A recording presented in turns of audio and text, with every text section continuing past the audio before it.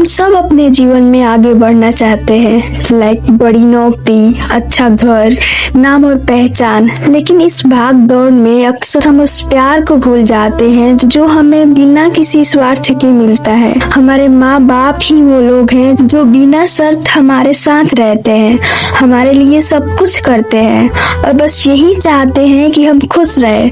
हम कभी उनकी थकान, उनकी प्रतीक्षा या उनकी चुप्पी को महसूस नहीं करते। लेकिन क्या हमने कभी सोचा है कि उनके दिल में क्या चलता है?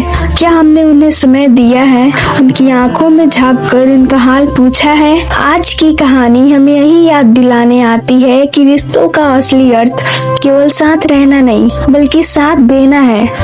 यह कहानी हमें रुककर सोचने पर मजबूर कर देगी कि कहीं हम अपने सबसे प्रिय लोगों से तो दूर नहीं हो गए। तो आइए इस कहानी के माध्यम से समझे कि माँ बाप का साथ और उनका प्यार ही हमारी सबसे बड़ी ताकत है। कहानी का शीर्षक है कब्र से आई चिट्ठी। एक दिन डाकघर में एक अजीब चिट्ठी आई। शीर्षक था स्वर्गलोक, मरा हुआ बाप। लोगों ने पहले तो इसे मजाक समझा। किसी ने हंसकर कहा, भला कब्र से चिट्ठी कैसे आएगी? लेकिन पोस्ट मास्टर ने चिट्ठी ध्यान से देखी।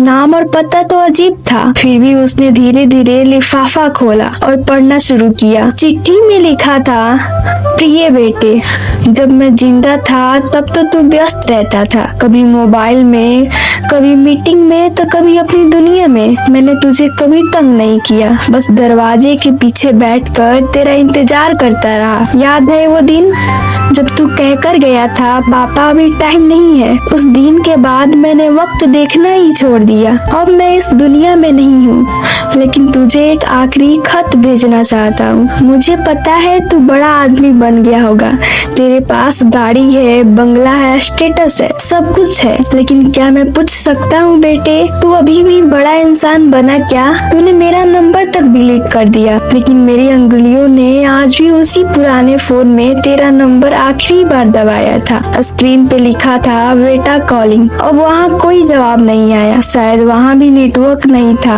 या फिर वक्त ही नहीं था।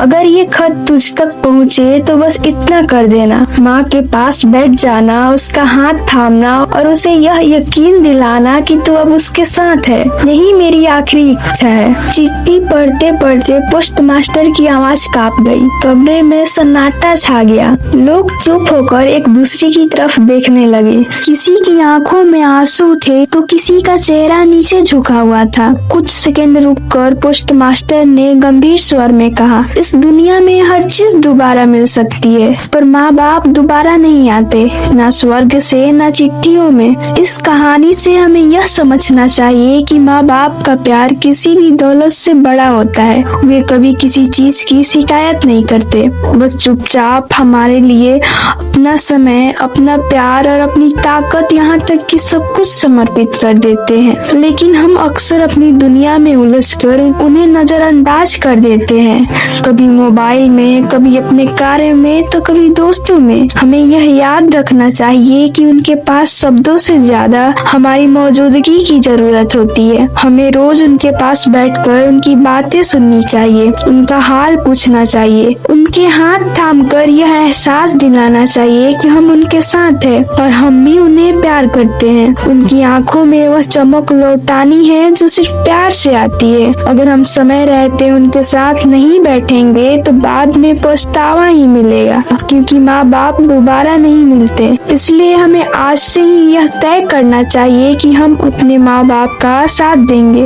उन्हें सम्मान देंगे, उनकी मुस्कान वापस लौटाएंगे और उन्हें अकेला महसूस नहीं होने देंगे। यही असली इंसानियत है, यही जीवन की सबसे बड़ी जिम्मेदारी है। लास्ट में मैं एक पोएट्री सुनाकर अपनी वीडियो का एंड करना चाहूंगी। वक्त की दौड़ में कहीं पीछे न रह जाए, माँ बाप के संग कुछ पल तो बिताया जाए।